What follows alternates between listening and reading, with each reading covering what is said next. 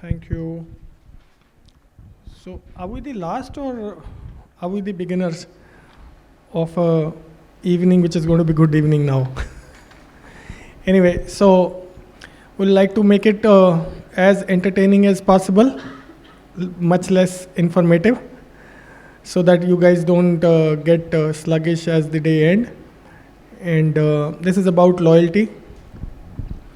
And in the world of partners not being loyal and governments allowing it, we want loyal customers. So anyway, so this trust and loyalty in a brand is something everybody vouch for. I am proud to say that I made a loyalty program at the age of 27 for a company 15 years ago. They are still loyal to me. They are getting everything done through us. And in 2007, we did our first loyalty program for Rajnigandha. And nobody can imagine a tobacco company or a masala company doing a loyalty program for their Rajnigandha loyalist.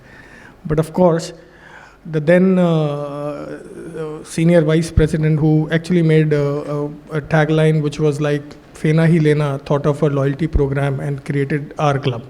So hats off to that guy, a visionary. But then, yeah, we did a lot of things to do loyalty.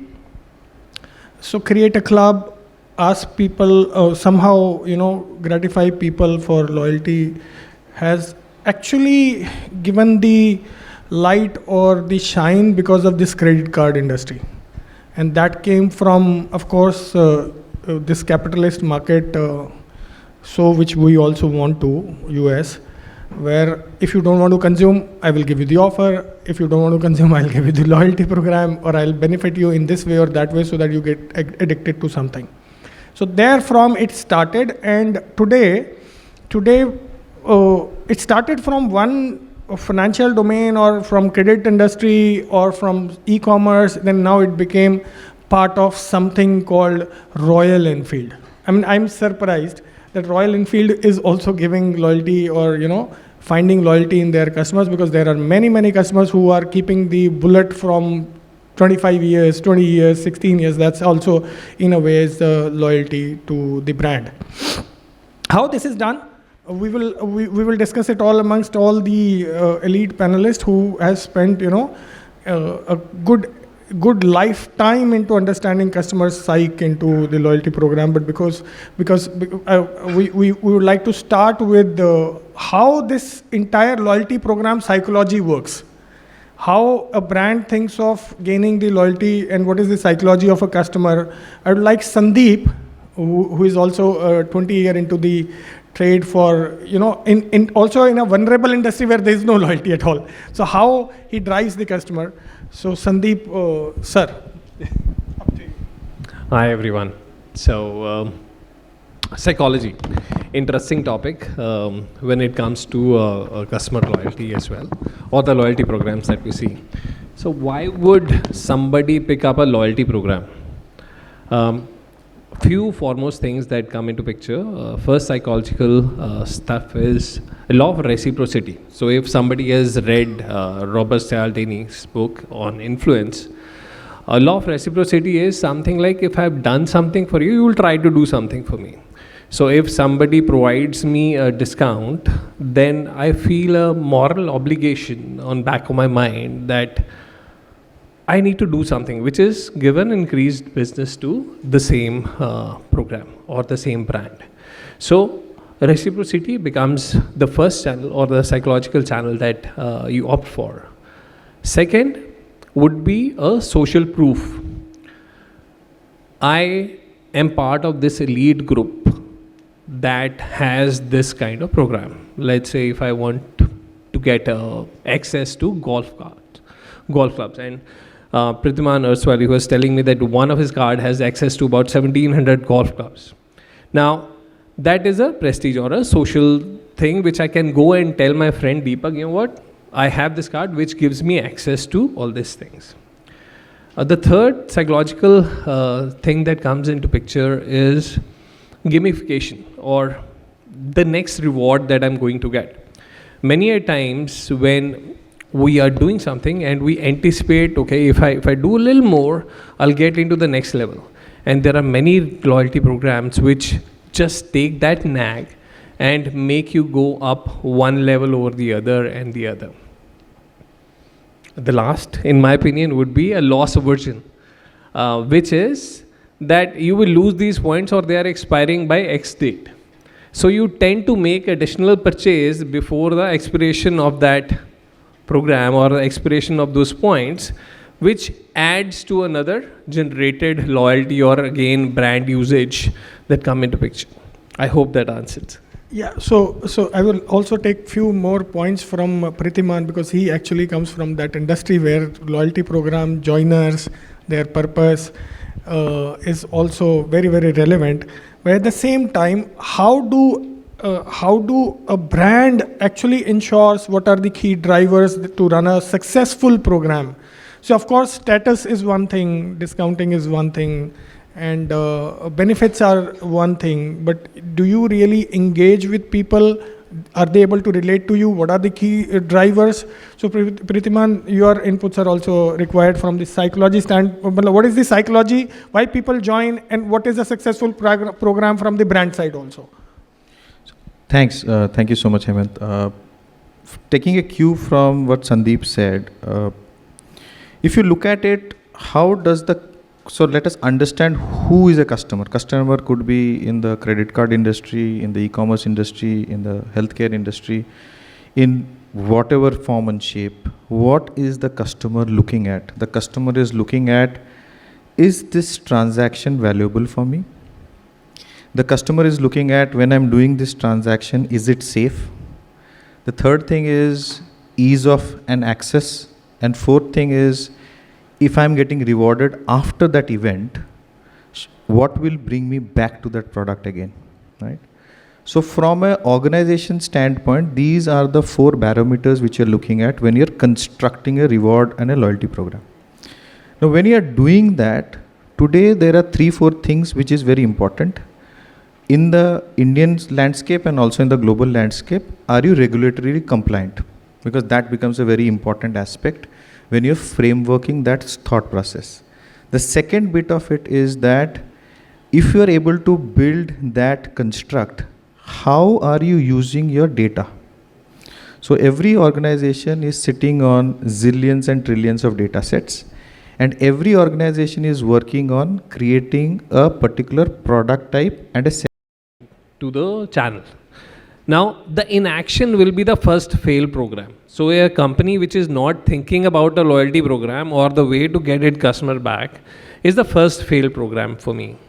I think the second failed program is where a customer is bound to come to you and still you pay him to come to you, which is a cannibalization of your own reverse programming, right? So these are, in construct, not doing anything about your customer and probably doing it at a cost which is much more than what you are gaining out of from a customer lifetime value will be the 2 critical components, in my opinion, so as to that we need to consider. Hindu की तो vote मिल ही जाएगी, बाकियों को loyalty देना है. It's like that. Anyway, so Shweta, I mean, you being, of course, you have die-hard fans. Harley is of US and Bullet is of India. So what are the new trends which you are, probably exercising or you think are the new trends in the loyalty programs? And I wonder, how do you do the loyalty programs, by the way? Service credits or what?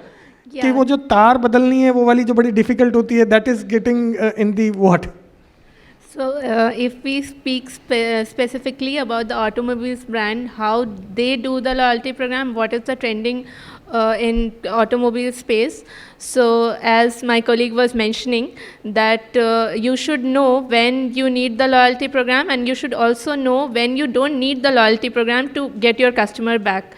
So as of now in mass automobile sector, if we talk about Royal Enfield or my previous organization Hyundai Motors, so here we know if companies are giving you exceptional customer service, that itself qualifies as a loyalty program. Mm-hmm. You do not have to give any bonus points that you get this part for free, you collect this much of point, but still this space is also now trying to get loyalty programs where you acquire points points, you get the redemption. But I would still say that for automobile space, the major loyalty program, the main crux of it is to give good service to customer. Then you get hold on the customer, they are going to come back to you. So that is the major thing going on automobile space. Other than that, automobile brands are also trying to partner with other brands to extend benefit to the customers. Like most of the automobile brands, specifically Royal Enfield, we do not call ourselves as automobile company, but we portray ourselves as a lifestyle brand. So we try to tie up with a lot of lifestyle brands and try to pass on the benefits to consumer. So that is one of the trending thing. Other than that, the hero of the show nowadays, and it is valid for almost everyone, so with the new generation coming up, Gen Z, they are more socially aware. They want brands to be socially responsible. They want brands to be focused on the sustainability. So this is, I feel, one of the trends in the loyalty program also. They want the brand to pass on the benefit in terms of not just the discount coupons, etc., but they want brands to be socially responsible, reduce their carbon footprints, and if you want to engage those customers, if they are getting part to be any charity program, tree plantation, donation, this is one of the hit trend, I would say. And this is my personal favorite too. So to Enfield and to you, can I suggest something? Yeah, of course. After a certain kilometers of bullet, I will sponsor your Leh Ladakh trip on the bike. The moment you offer this on a newspaper, I am the first one buying 650 Classic, and then I will go to. That's just Hemant being greedy, by the way, because I don't think one company that doesn't need any loyalty program. And in fact, it's easier for Shweta to say, "हाँ, हम customer service fix कर लेंगे, हमारी loyalty हो जाएगी." See, so they are getting the competition from hidden KTM insight. and they are getting the competition from Ninja. That's why I'm just saying. Anyway. So I give you one hidden insight. So soon we are going to launch tour from Royal Enfield. So get a tour from Royal Enfield. See, you're already Where's there. your check, Hemant? Where's your check? You're already there. So yeah, so this is one idea. Of course, there is no denial. I don't want to use the F word. There's no denial. Bullet is bullet, and loyal people like me at heart since childhood till the age I am, they are the loyal customers. You don't need to give any reward points. But of course, that engagement is now the necessity of the current age.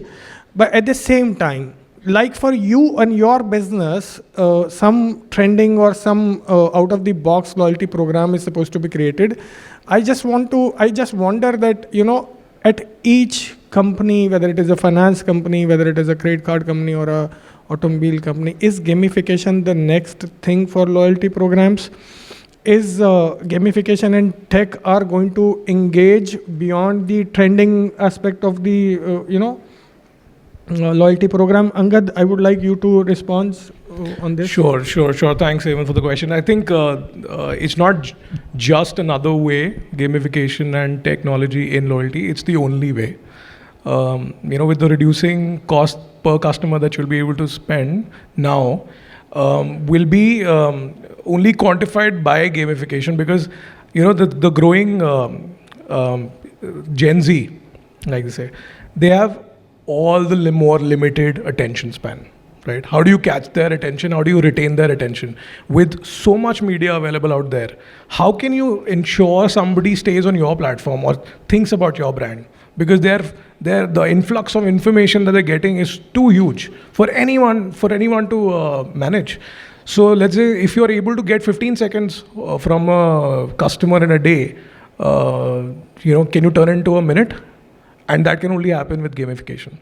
Like I said, that Cred did something, but the gamification aspect of Cred is amazing. I mean, the way the whole thing was designed, it was great. I mean, I'm just hoping one day they'll come to me and tell me, for all the lakhs of points that you have, you'll get something for it. But the gamification aspect is absolutely incredible. Similar programs need to be built.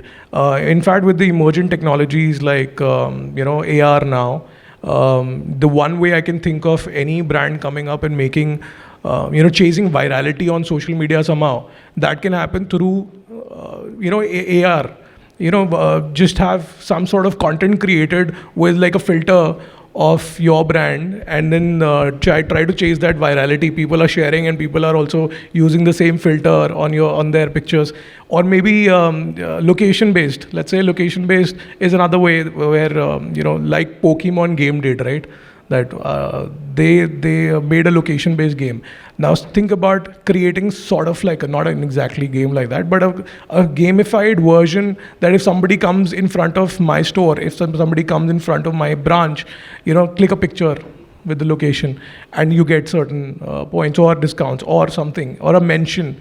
These things will keep that attention going, and these things will actually drive that loyalty towards the brand now. Just adding to a psychological point on gamification. So gamification is inherited in us, right? So if you go back into the time when humans were living in caves, they still were playing games. So I think it is an inherited value that we have. It's lies in our genes that we want to play a game. And I think when companies are able to make it well, it resonates well. I still remember Pepsi and Coke having some scratch karo and you win that awards. And or Tazos, I remember Tazos from Pepsi. Yeah, so I think it is age old, inherited, and then there are some brands, some companies which have done it much better as compared to what the others have done. Yes. Hemant, just to add to what Sandeep is saying, there are two elements that I will touch upon. The first element is what Angad and Sandeep are saying. We'll have to look at the data privacy law. What is the data privacy law saying? How can I use the data of a customer? Should the data which is I'm consuming of the customer, should the customer get paid for it when I'm using the data, or because he signed a document with me?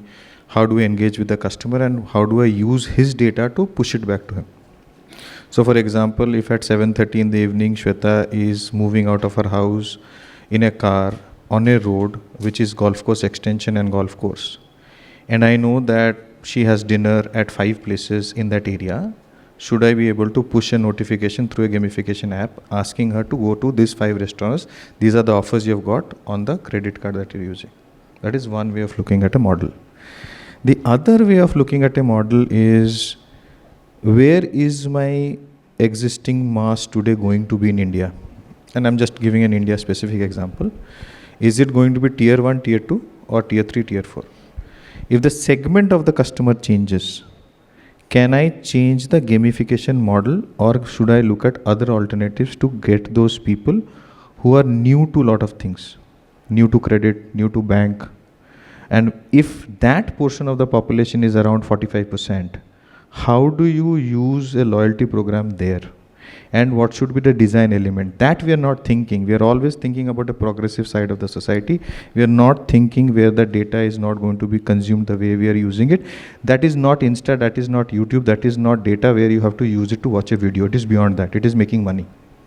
So that design element has to be thought in two bipolar ways. One is the positive side, the other is the not so conversant to technology. Well, that was wonderful.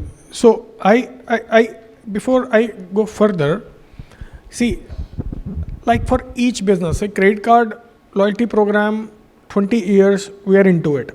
So we are well aware of we have so much light around it. But when it comes to variety of businesses, so for example, in this panel, there is a power company, there is an insurance company, then there is a automobile company, and I'm a B2B company. See, by the time Shweta says that, okay, a good service is also a good loyalty of a customer. But beyond that, what? Beyond that, how do you actually engage more with the customer? Because this is also necessary. I'm giving you good service. At my interface, you are getting the good service. 87% of the tickets are first party resolution. You get the resolution within 20 minutes in a B2B goddamn company. So it's a big deal. But at the same time, how do you engage with the entire stakeholders? Because in the competitive world, somebody else will go. Somebody will also give some advantage, some out of the box solution or something like that. So how to engage? So I would like to have some answer, Prithiman, that what a B2B company should actually do to, create a loyalty program and around the product and the services. He's put me in the spot. I do a B2C, but my prior experience was B2B. So I'll just try and do. So what's the pivot? What's the pivot that you're looking at? The first question which an organization will always want to ask is, am I solving or am I creating a value proposition for the customer which is commensurate in nature, which means it is working for both ways? That's the first question. B2B customer profiling and loyalty program is far more easier to do than a B2C, and that is my view, structurally. B2B is because the product and the services are amenable between two organizations. It is not disparate. B2C is mass. When you're doing a mass business, then your hyper personalization and super segmenting is far greater and far wider. When you do a B2B, it is far lesser and far not unique. So what happens is, in B2B, your vanilla offer of two things has to be very clear. And I will agree to Shweta and what Angad was saying is, what is the product that you're selling? And if that product or the service or the platform, and mostly B2B, you will find that if I have bought a IBM mainframe in 1945, I'm still using an IBM mainframe in 2024. That's the so product is the 100.1% uptime, and the machine will not fail, right? I don't need a loyalty program for that. Certainly. All the healthcare business, all the banking systems I have worked in previous organizations have been on mainframes, and it has never failed me. I will not look for an alternative. I don't need a loyalty program for it. The second element is, if my product is not 101%, if my product is between a 90 to 100, then I have to beat my competitor. How will I beat my competitor? By price discounting or by a loyalty program? The second question which I'll ask is, price discounting will eat my profit. I will have to resize my product. I will have to service my product. So the cost of acquisition, the cost of research, and the cost of loyalty has to be redistributed. And work on the product, continuously evolve the services, loyalty will happen. The third is, my product is below 90%. Yeah. Then I will run on a loyalty program because I want the customer to. So Gagan, I would like to ask you that, of course, we are always talking about what kind of program, which company it suits, what type of business it suits, the success. But can you elaborate on two quantitative and the qualitative measures of a successful loyalty program? Sure, Hemant. Before that, when everyone was speaking, so I was just thinking that, so I have a 9-year-old daughter. For last 2 weeks, I've been trying to show her the old Mahabharata, which is the B.R. Chopra. The B.R. Chopra one. Okay.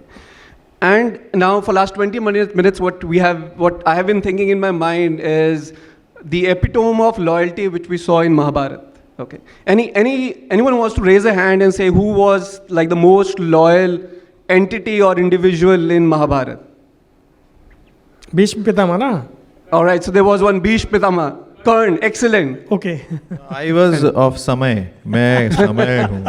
Samay. So Bhishma Pitama and Karan. Bhishma Pitama. So, what I'm trying to relate is that a consumer has loyalty to the institute or loyalty to the RM or the person that we are interacting with. Correct. So in B2B case, the RM who has who sold that product, built that relationship and now engaging me.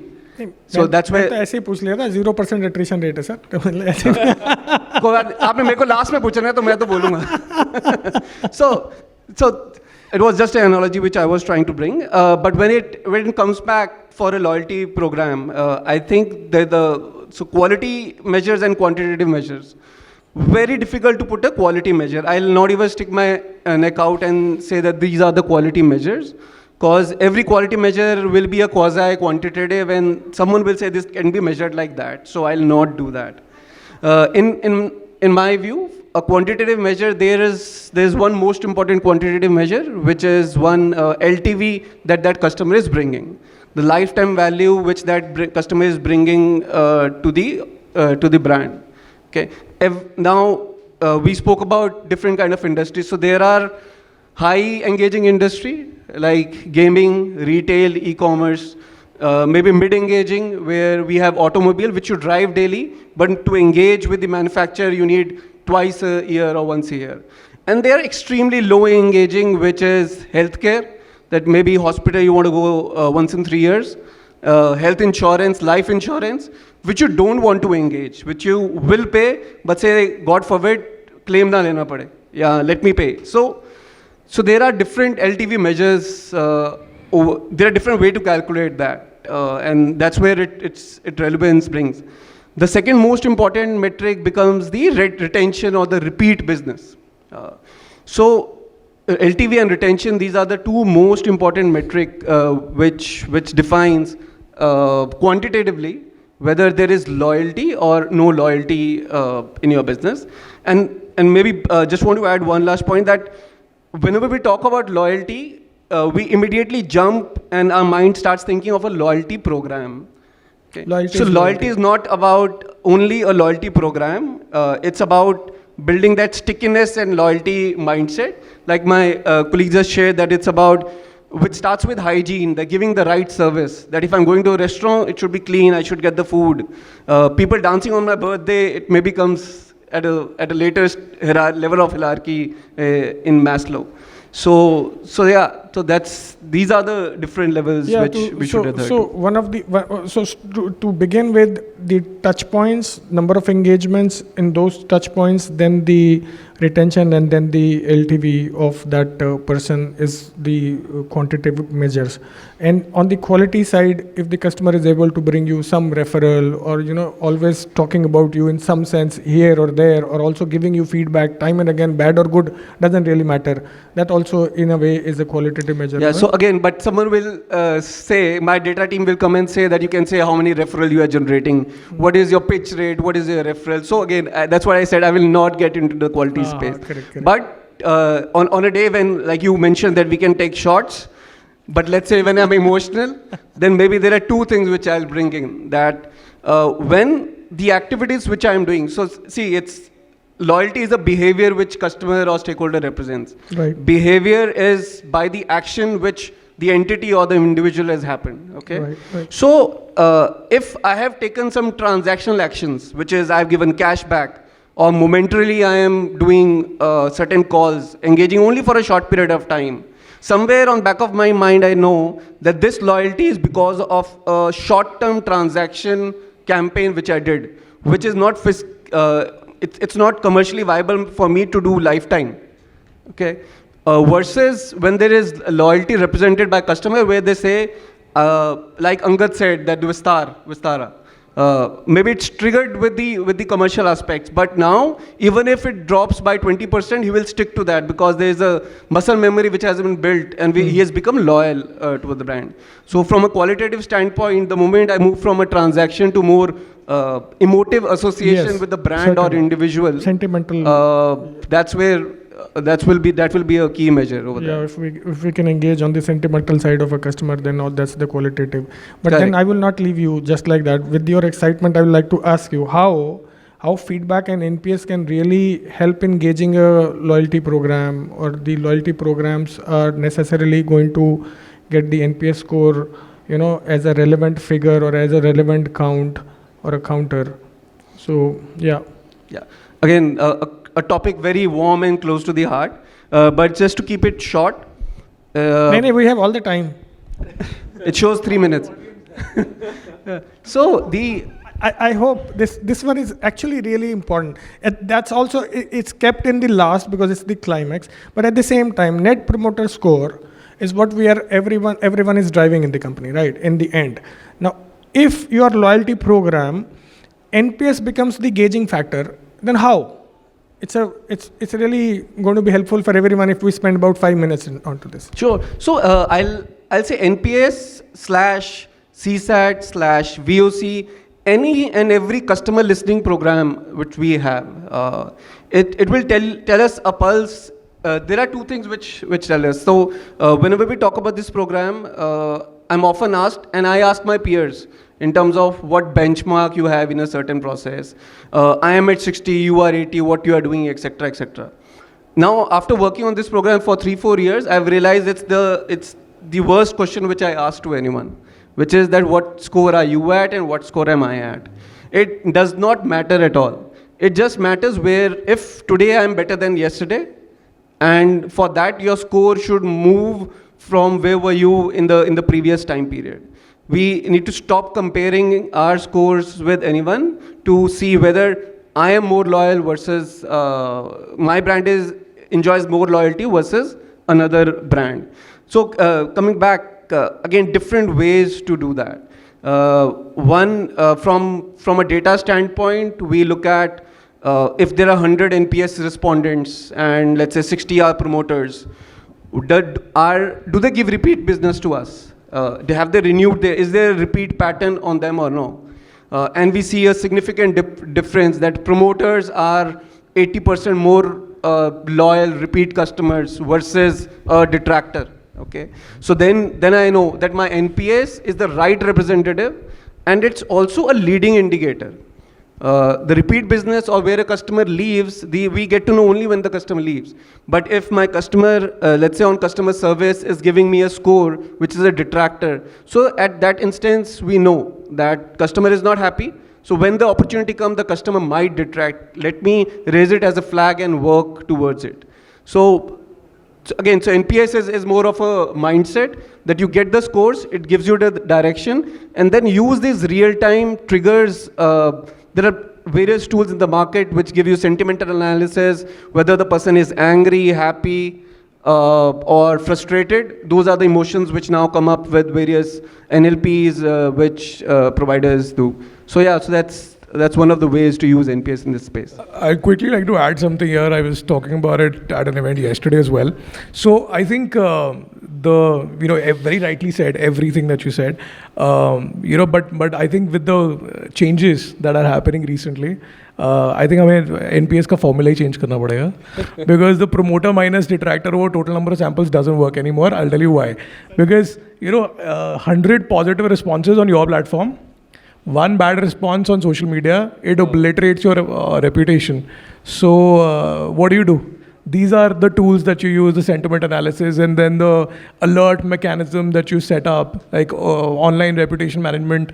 It is done by agencies. But then how do you automate that? That's going to be the next good step in that direction for any brand to go ahead. Just adding one more point on this one. So NPS, very close to my heart as well. And why do we have an NPS survey? I think, or any survey per se, is to know where the fault lies or where the fault is, and then try to improve it. Rather than, as rightly said by Gagan, that rather than looking at only the score, it is that what is getting out of that survey, and then how the companies are using up the inputs and ensuring that something is being done here. And great examples like when you said Vistara card, right? I didn't even know it exists, right? But now when I go back, I'll go and check with it. Now that is something that you're given to 100 people out here, and that is NPS. That is the loyalty. So you have given people to understand that, okay, there is something like this which works for me and may work for you as well. And when you said it goes social, it's probably viewed by 10,000 or 100,000 people. One quote that, or a sentence that always resonated in my mind is that people work on Windows, they love Mac. Or anybody and everybody who's in Gurgaon would know a difference between using an Uber, Ola, or using a Blue Cab, right? Blue Smart. So that I think is the real mention of loyalty and how it is getting described here. Just to add to what the colleagues have said is, I'm wanting to bring a dimension of, we are saying net promoter score, we are saying CSAT, customer satisfaction, voice of the customer. Why does the customer come to us? Because there is a defect. And what is it we're doing to redesign the product so that the defect does not occur? The promoter score or a CSAT or a VOC is an outcome. That outcome is being managed and we want to go up the score. But no one is telling me how do we eliminate that defect to come in. So how does the ecosystem within the organization works on elimination of that is very critical. While promoter scores is a reflection, but when you remove the defects, your overall, over the years of business, you may not have a higher promoter score. Because you have eliminated a lot of stuff in the ecosystem, you will have to then think, what can you do differently beyond an NPS? While I completely agree with Angad, because social media, online reputation, one Nestle, one product, one complaint can devalue a 3,400 product to a 2,000 crore product, and it takes you 5 years to go back to 4,000 crores. So those are differential things, which is external factors which can change the ecosystem.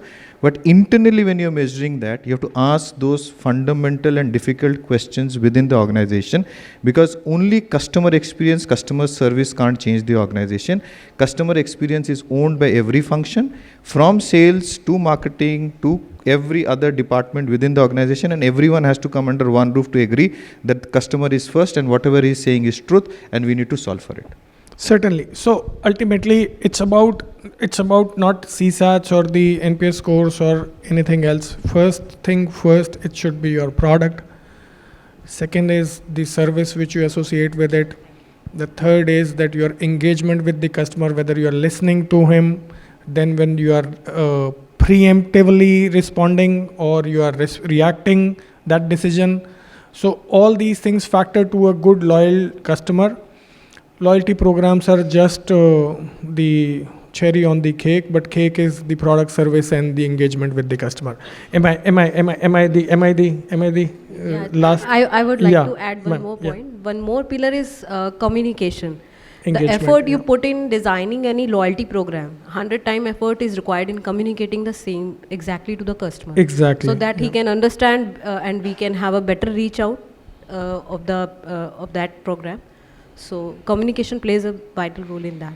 Certainly. So every business who, I just want to add and finish because these guys are time's up. So one thing, the first thing is that at some point, every business think that the market is saturated, my revenues are saturated, or the competition is this and that. Stay as ambitious as possible, even if you are saturated. Then you will start thinking on the lines of how to engage with the customer, how to, somehow cherish the customer, how to, woo the customer. ये सब तो तभी होने वाला है जब आप you're still in the journey. But if suppose you are settled down somehow, any company for that matter, then the game is over. So that's how I want to end this session. I hope that we did not make people sleep because we got a very humorous round here. If there are a couple of questions, questions relevant to our panel, and who do you want to direct it to? We would like to take a question. Anyone? हमने बहुत कुछ answer कर दिया भैया. Thank you guys, thank you so very much for being the patient audience, and would like to finish. Have a nice evening ahead.